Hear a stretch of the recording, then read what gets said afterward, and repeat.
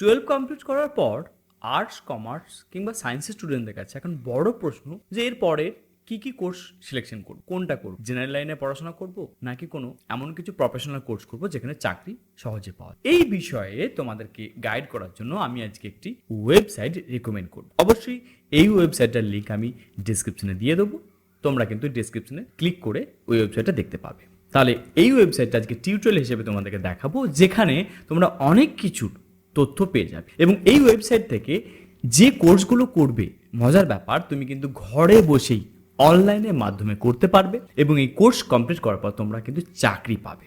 তাহলে আমরা দেখে নিই ওই ওয়েবসাইটটা কি আছে। চলো, এই ওয়েবসাইটের নাম হচ্ছে কলেজ বিদ্যা। ধরে নিলাম তোমার 12 কমপ্লিট হয়ে গেছে, 10 বা 12। দেখো আমি এদিকে স্ক্রল করেছি, এই যে হাত দেখাচ্ছে, আমি দেখো এখানে লিখেছি কি স্কিলিং অ্যান্ড সার্টিফিকেট কোর্স। তাহলে যাদের 12 কমপ্লিট হয়ে গেছে বা 10 কমপ্লিট হয়ে গেছে তারা দেখতে পাচ্ছ, দেখো কতগুলো কোর্সের অপশন আছে। 12 কমপ্লিট করার পর তোমরা অ্যাকাউন্টের বিভিন্ন কোর্স আছে, যেমন ACCA course, CFA course, CMA course. এগুলো কিন্তু হাইলি, এবং দেখো IIM এর দ্বারা পড়ানো হচ্ছে এই একটি কোর্স, বা ইউএসএ কেউ যদি কেরিয়ার করতে চাই তার কোর্স, বুট ক্যাম্প আছে। জবের সংক্রান্ত যে অ্যাকাউন্টিংয়ের জন্য কেউ যদি বলে যে আমি কম্পিউটার নিয়ে একটু পড়াশোনা করতে চাইছি, ক্লাউড কম্পিউটিং বলে কোর্স আছে। এইগুলো এমন একটি কোর্স যেটা সার্টিফিকেট ওরিয়েন্টেড কোর্স।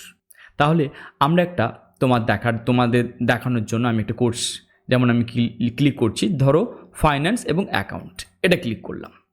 তো এই কোর্সের সম্বন্ধে দেখো বিস্তারিত দেওয়া আছে। এই কোর্সের 5-এর মধ্যে 4.2 তোমার মানে রেটিং আছে।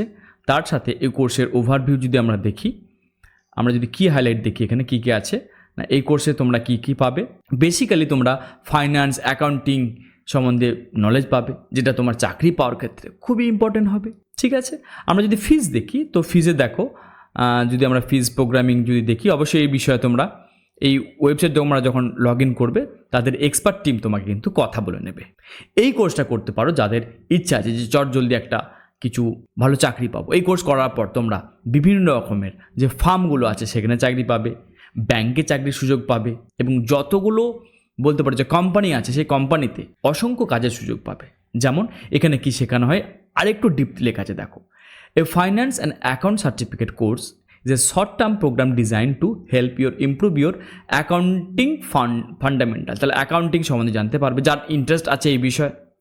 এটা কি করেছে, অনলাইন এবং অফলাইন মোডে দুটোই আছে, যেখানে তোমরা কি করতে পারবে না কি জানতে পারবে। দেখো GST সম্বন্ধে ডেপথ নলেজ পাবে, ফান্ডামেন্টাল কর্পোরেট ফাইন্যান্স সম্বন্ধে জানতে পারবে, ম্যানেজমেন্ট অ্যাকাউন্টিং সম্বন্ধে জানতে পারবে, ইনকাম ট্যাক্সের সম্বন্ধে জানতে পারবে, অ্যানালাইসিস অফ ফাইন্যান্সিয়াল স্টেটমেন্ট, কোনো একটা কোম্পানির যে ফাইন্যান্সিয়াল স্টেটমেন্ট সম্বন্ধে জানতে পারবে। এইগুলো বিভিন্ন ফাইন্যান্স রিলেটেড, তা তোমার ব্যাংক হোক বা আরও অন্য প্রতিষ্ঠানে কিন্তু খুব কার্যকরী। তাহলে এই কোর্স করার পর আমি বলতে পারি তুমি কিন্তু ঘরে বসে থাকবে না।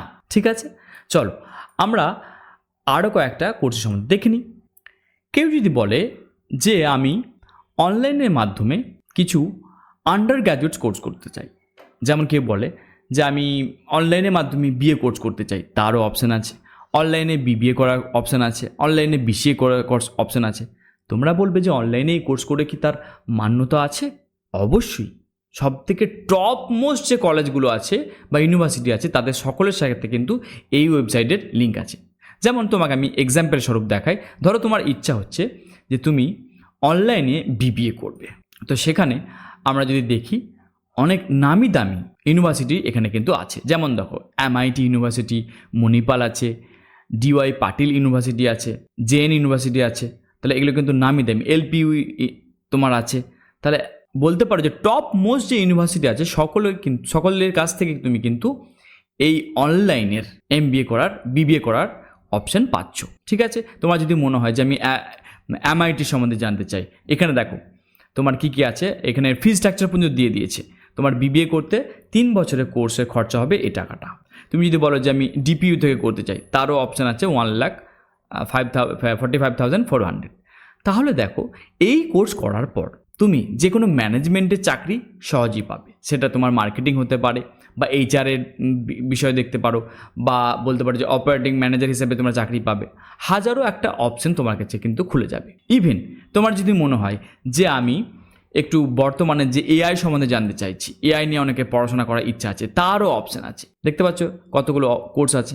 ডেটা সায়েন্স নিয়ে পড়তে পারো, খুব একটা ট্রেন্ডিং কোর্স, এর সম্বন্ধে তোমরা পড়তে পারো।